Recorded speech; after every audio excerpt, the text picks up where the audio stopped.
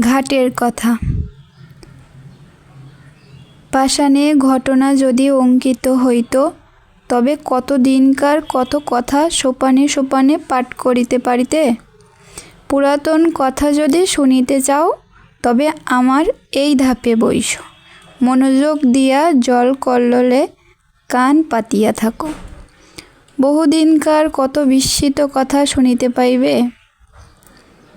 আমার আর একদিনের কথা মনে পড়িতেছে, সেও ঠিক এই রূপ দিন। আশ্বিন মাস পড়িতে আর 2-4 দিন বাকি আছে।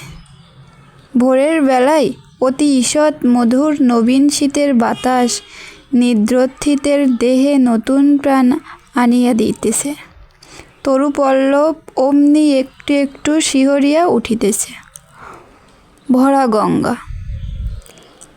আমার 4টি মাত্র ধাপ জলের উপর জাগিয়ে আছে। জলের সঙ্গে স্থলের সঙ্গে যেন গলাগলি। তীরে আম্র কাননে নিচে যেখানে কচুবন জন্মিয়াছে, সেখান পর্যন্ত গঙ্গার জল গিয়াছে। নদীর ওই বাঁকের কাছে 3টে পুরাতন ইটের পাজা চারিদিকে জলের মধ্যে জাগিয়া রইয়াছে। জেলেদের যে নৌকাগুলি ডাঙার বাবলা গাছের গুড়ির সঙ্গে বাঁধা ছিল, সেগুলো প্রভাতে জোয়ারের জলে ভাসিয়া উঠিয়া টলমল করিতেছে। দুরন্ত যৌবন জোয়ারের জল রঙ্গ করিয়া তাহাদের 2 পাশে ছলছল আঘাত করিতেছে। তাহাদের কর্ণ ধরিয়া মধুর পরিহাসে নাড়া দিয়া যাইতেছে।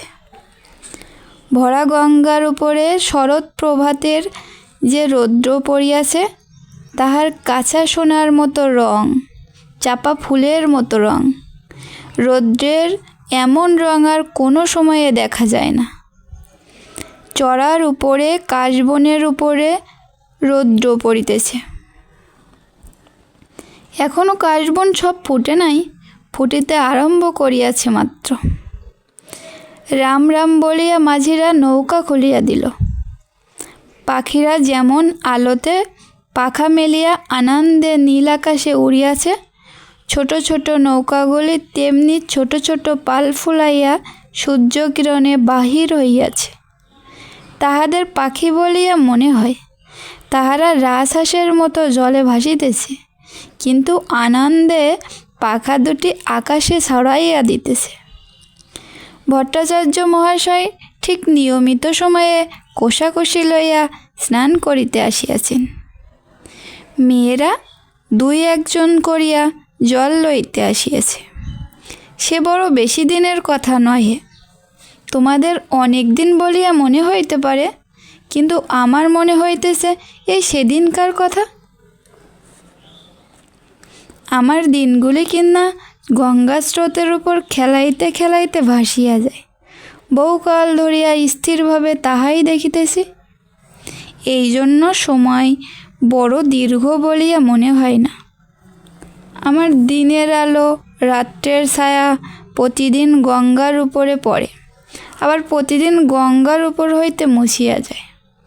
কোথাও তাহাদের ছবি রাখিয়া যায় না। সেই জন্য যদিও আমাদেরকে বৃদ্ধের মতো দেখিতে হইয়াছে, আমার হৃদয় চিরকাল নবীন।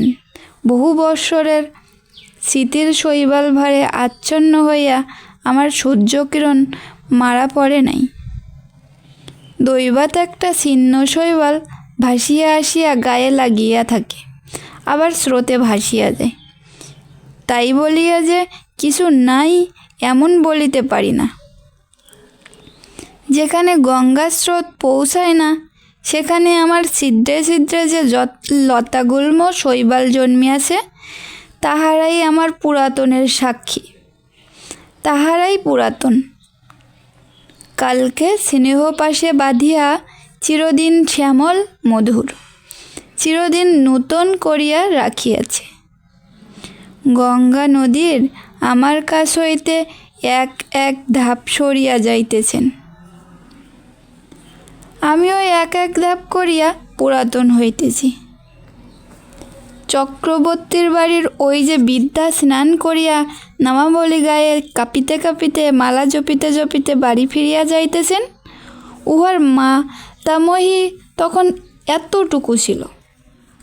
আমার মনে আছে তাহার এক খেলা ছিল, সে প্রত্যাহ একটা ঘৃতকুমারীর পাতা গঙ্গার জলে ভাসাইয়া দিত।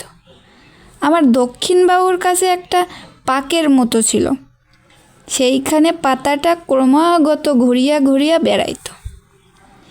সে কলসি রাখিয়া দাঁড়াইয়া তাহাই দেখিত। যখন দেখিলাম কিছুদিন বাদে সেই মেয়েটিই আবার ডাগর হইয়া উঠিয়া তাহার নিজের একটি মেয়ে সঙ্গে লইয়া জল লইতে আসিল। সে মেয়েও আবার বড় হইল। বালিকারা জল ছড়িয়া দুরন্তপনা করিলে তিনিও আবার তাহাদিগকে শাসন করিতেন ও ভদ্রচিত ব্যবহার শিক্ষা দিতেন। তখন আমার সেই ঘৃতকুমারীর নৌকা ভাসানো মনে পড়িত ও বড় কৌতুক বোধ হইত। যে কথাটা বলিব মনে করি সে আর আসে না।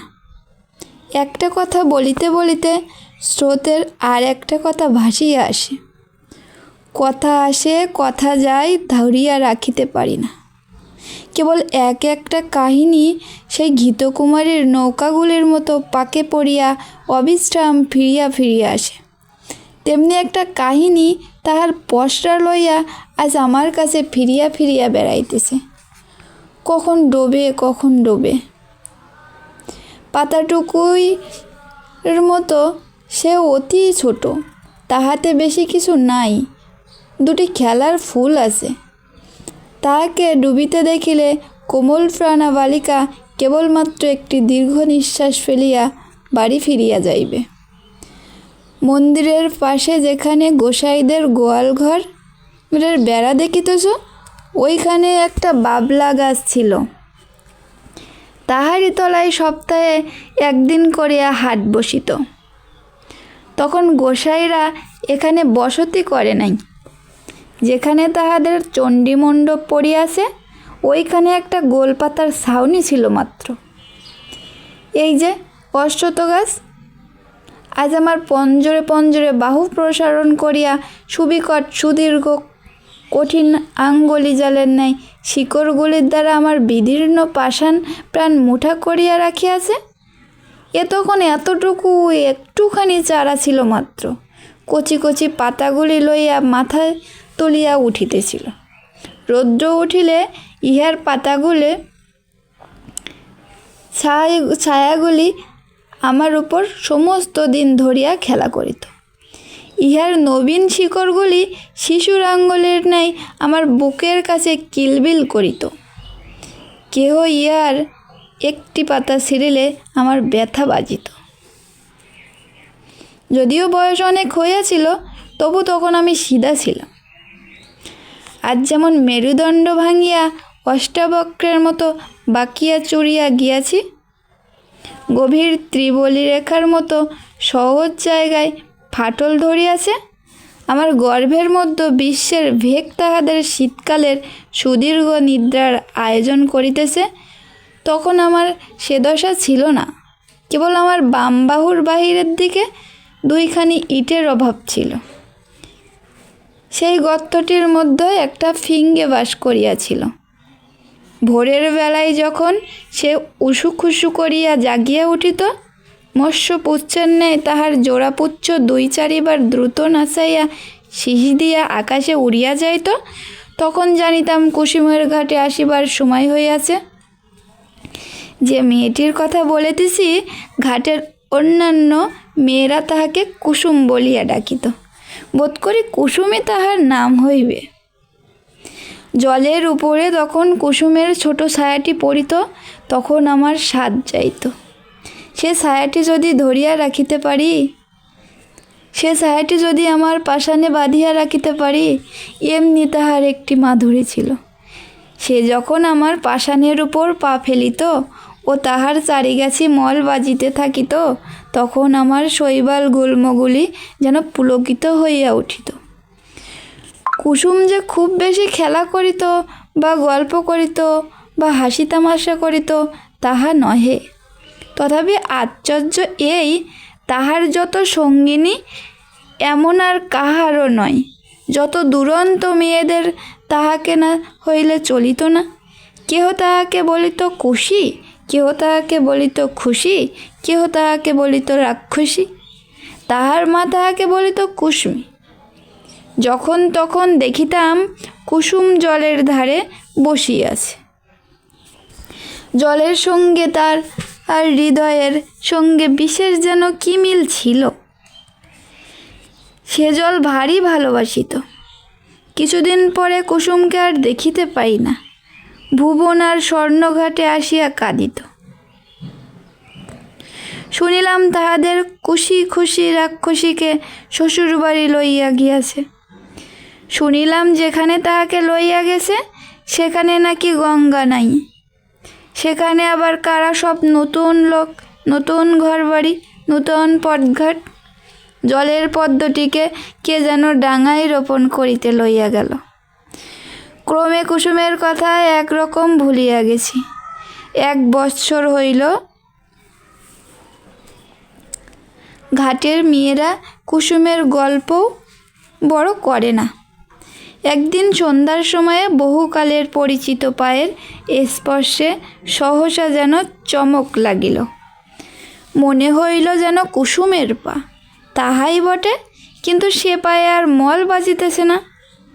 সে পায়ের সে সঙ্গীত নাই। কুসুমের পায়ের স্পর্শ ও মলের শব্দ চিরকাল একত্র অনুভব করিয়া আসিয়াছি। আজ সহসা সেই মলের শব্দটি না শুনিতে পাইয়া সন্ধ্যাবেলাকার জলের কল্লোল কেন বিষণ্ণ হইয়া শোনাইতে লাগিল।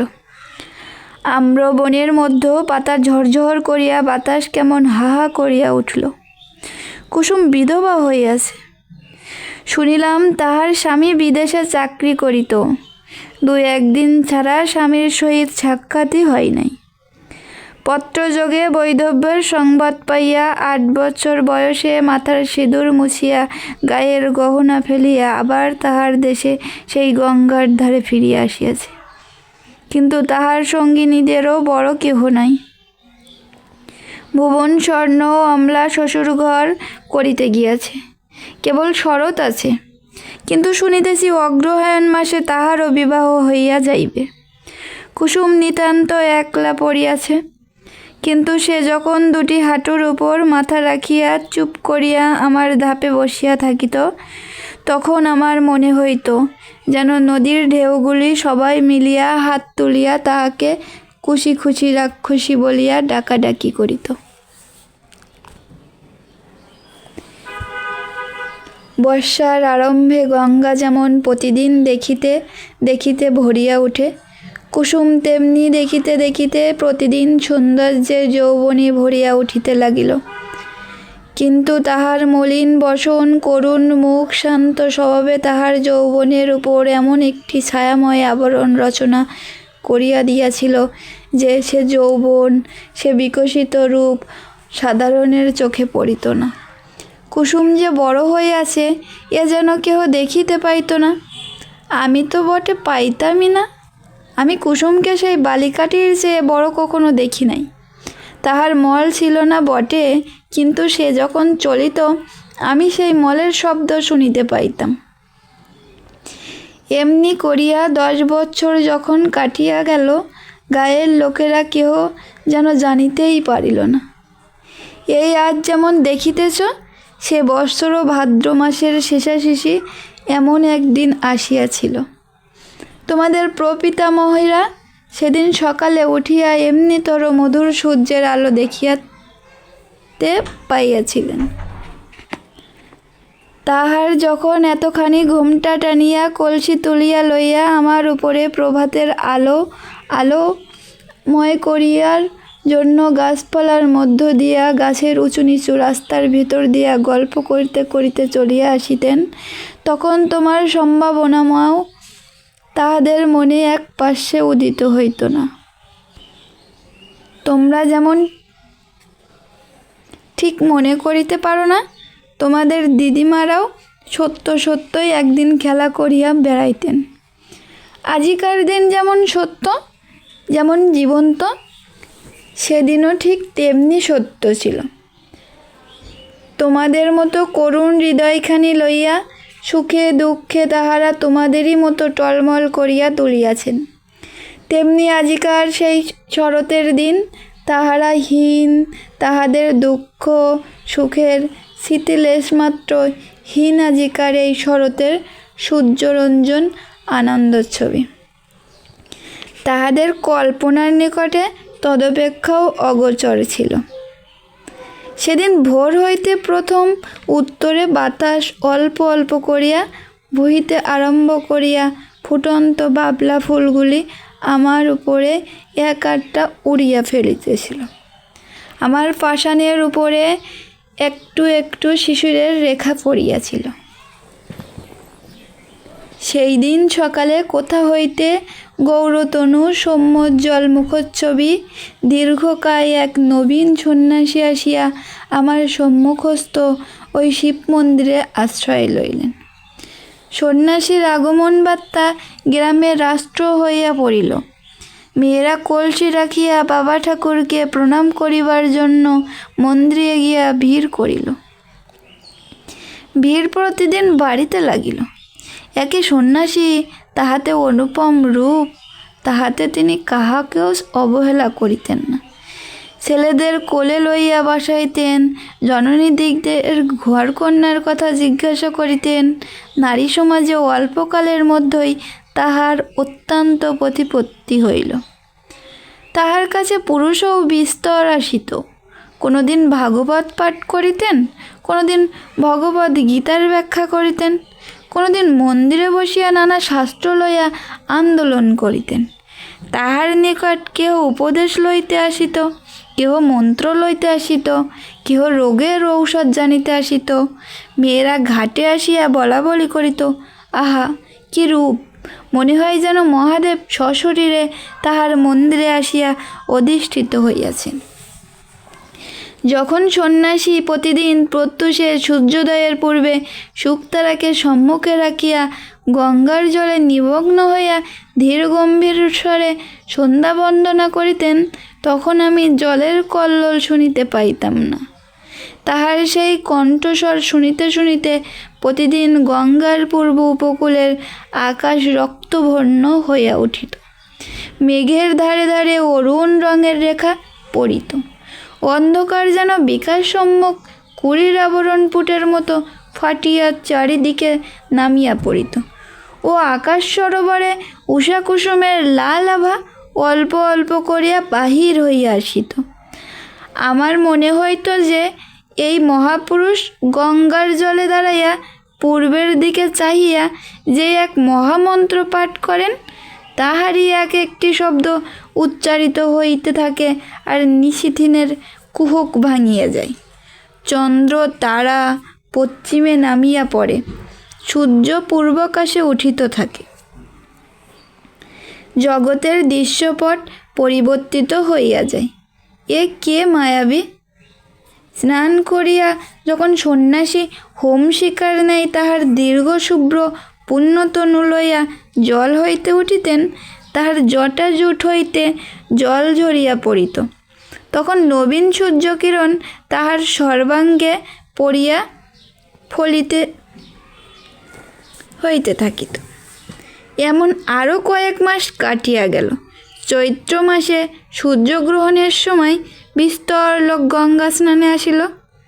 বাবলাতলায় মস্ত হাট বসিল। এই উপলক্ষে সন্ন্যাসীকে দেখিবার জন্য লোক সমাগম হইল। যে গ্রামে কুসুমের শ্বশুর বাড়ি, সেখান হইতেও অনেকগুলি মেয়ে আসিয়াছিল। সকালে আমার ধাপে বসিয়া সন্ন্যাসী জপ করিতেছিলেন। তাহাকে দেখিয়াই সহসা একজন মেয়ে আর একজনের গা টিপিয়া বলিয়া উঠিল, ওলো, এ যে আমাদের কুসুমের স্বামী।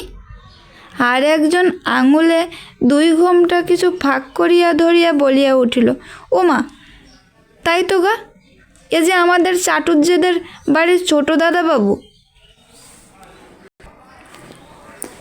আর একজন ঘোমটার বড় ঘটা করিত না, সে কহিল, আহা, তেমনি কপাল, তেমনি নাক, তেমনি চোখ।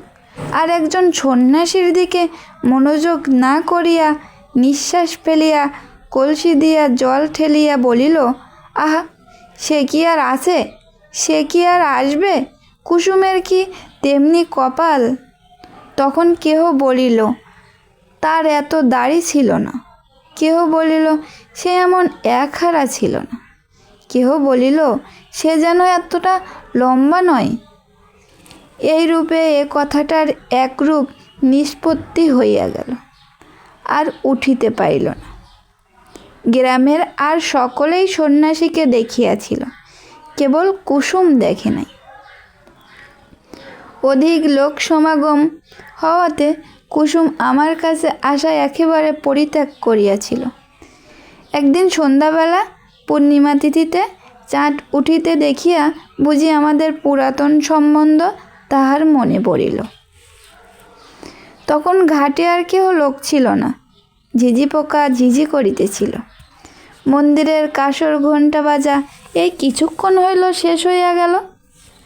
তাহার শেষ শব্দ তরঙ্গ ক্ষীণতর হইয়া পরপারের ছায়াময় বর্ণশ্রেণীর মধ্যে ছায়ার মতো মিলাইয়া গেল।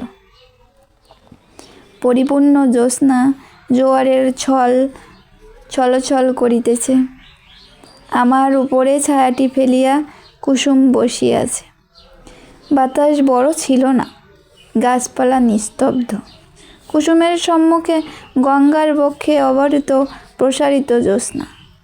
কুসুমের পশ্চাতে আশেপাশে ঝোপে ঝোপে গাছে পালায়, মন্দিরের ছায়ায় ভাঙা ঘরের ভিত্তিতে পুষ্করিণীর ধারে তালবনে অন্ধকার গা ঢাকা দিয়া মুড়ি মুড়ি দিয়া বসিল। ছাতিম গাছের শাখায় বাদুর ঝুলিতেছে। মন্দির চূড়ায় বসিয়া পেচক কাঁদিয়া উঠিতেছে।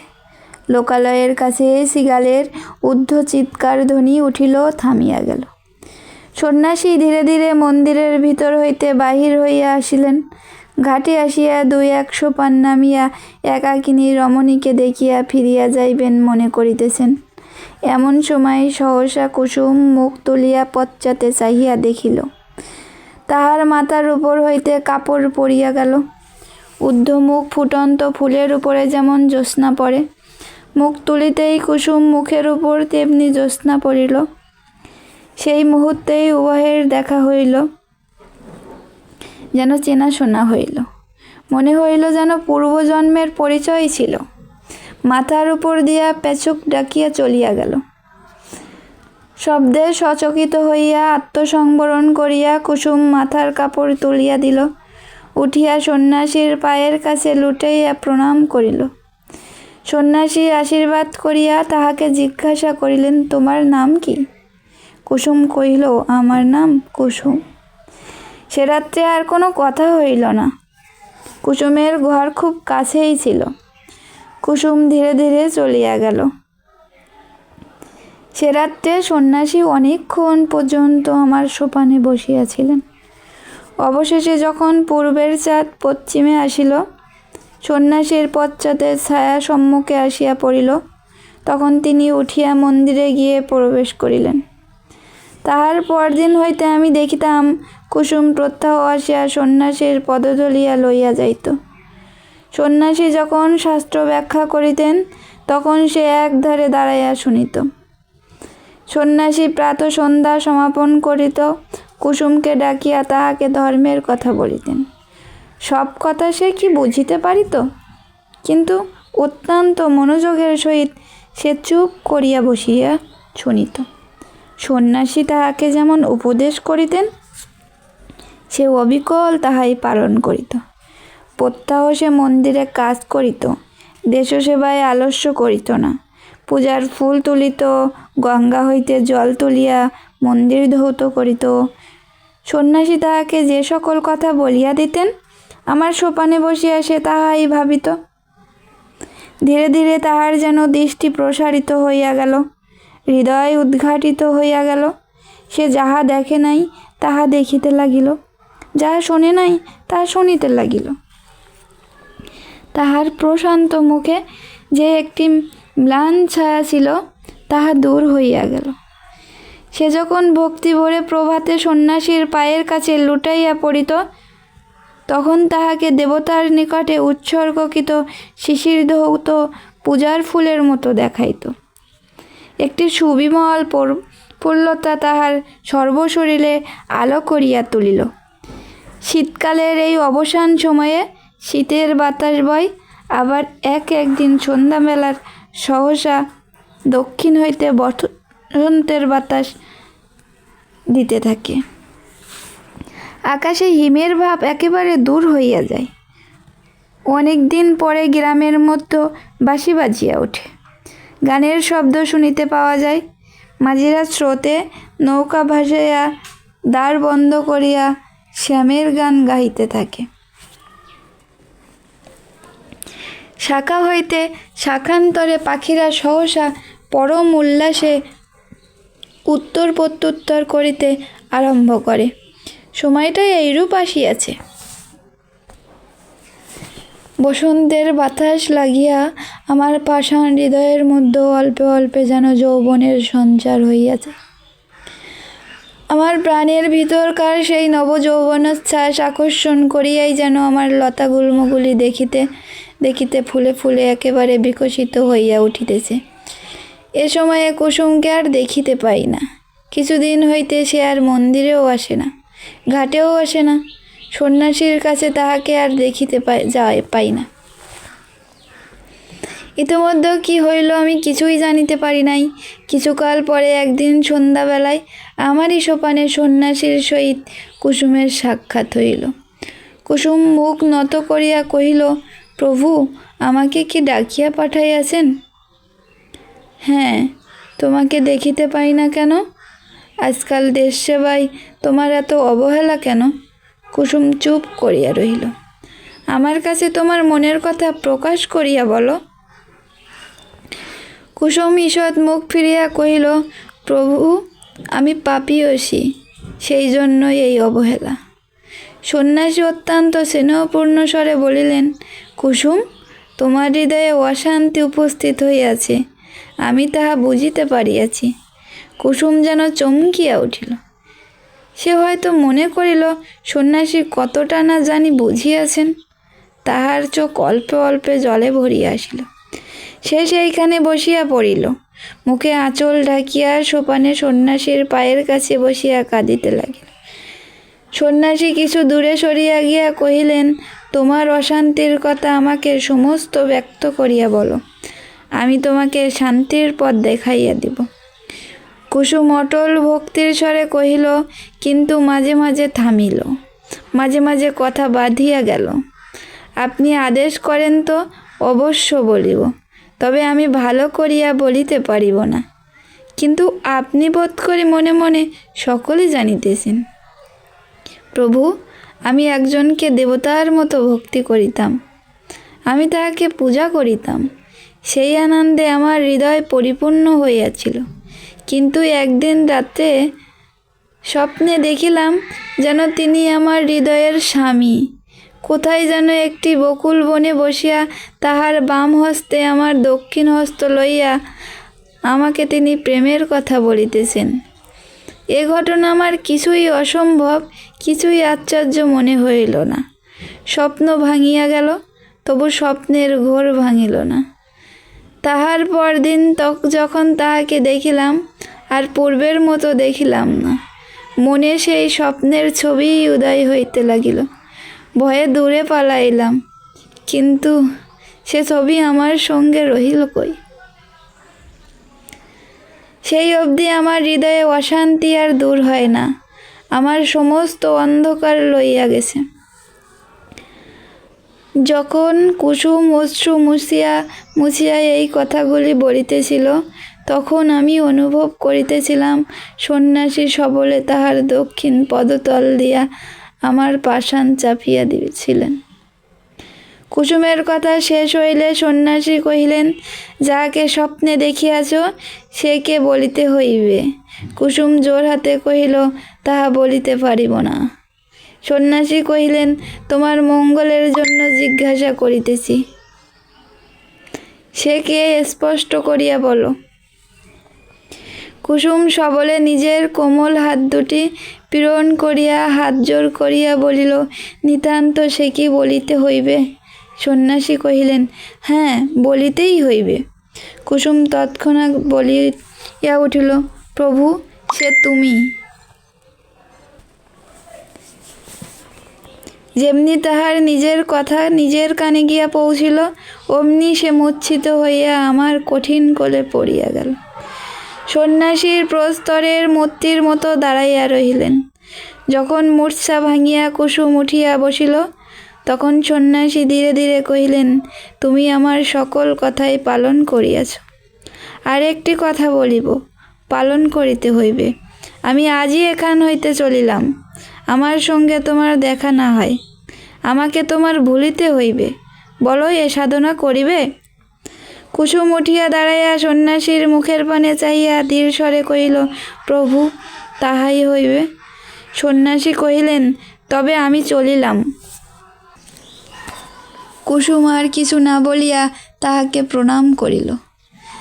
তাহার পায়ের ধুলা মাথায় তুলিয়া লইল। সন্ন্যাসী চলিয়া গেলেন। কুসুম কহিল, তিনি আদেশ করিয়া গিয়াছেন, তাহাকে ভুলিতে হইবে বলিয়া ধীরে ধীরে গঙ্গার জলে নামিল। এতটুকু বেলা হইতেছে, সে এই জলের ধারে কাটাইয়াছে। শ্রান্তির সময় এ জল যদি হাত বাড়াইয়া তাহাকে কোলে করিয়া না লইবে, তবে আর কে লইবে? চাঁদ অস্ত গেল। রাত্রি ঘোর অন্ধকার হইল। জলের শব্দ শুনিতে পাইলাম, আর কিছু বুঝিতে পারিলাম না। অন্ধকারে বাতাস হু হু করিতে লাগিল। পাছে তিলমাত্র কিছু দেখা যায় বলিয়া সে যেন ফু দিয়া আকাশের তারাগুলিকে নিভাইয়া দিতে চায়। আমার কোলে যে খেলা করিত, সে আজ তাহার খেলা সমাপন করিয়া আমার কোল হইতে কোথায় সরিয়া গেল জানিতে পারিলাম না।